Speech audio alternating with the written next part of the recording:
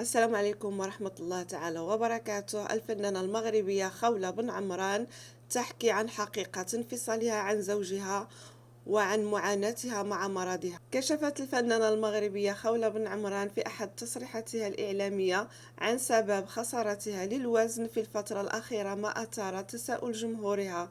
وأوضحت خولة بن عمران أنها تعاني من مرض فقدان الشهية، مشيرة أنها يمكن أن تقضي اليوم بأكمله بدون أكل، ما تسبب لها في مشكل نفسي. أما عن حقيقة انفصالها، أكدت الفنانة المغربية أن علاقتها بزوجها جيدة، مؤكدة أنه لا يوجد هناك طلاق، لتنفي بذلك الشائعات التي تم تداولها في الفترة الأخيرة بخصوص انفصالها عن زوجها، قائلة: ما عرفتش هاد الشائعات الانفصال دائما لحقان. يمكن الناس حيت كيبغيونا وكيبغيونا دائما نكونوا مع بعضنا. الحمد لله الانفصال ما كاينش وعمره ما كان اصلا، فدائما كنقولها لا انا لا الزوج ديالي الله يخلينا لبعضنا، وراه ما كاينش هاد الشيء. لو كان راه حنا غادي نعلنوه بحال اي جوج كانوا مزيانين ونفصلوا، والحمد لله الله يخلي لي الاسره ديالي. هنا وصلت لنهاية الفيديو. كانت معكم قناة فاتيتي شانيل. إذا عجبكم الفيديو ما تنسوش تخلوا لي لايك واشتراك في القناة باش يوصلكم دائما الجديد، ومع السلامة.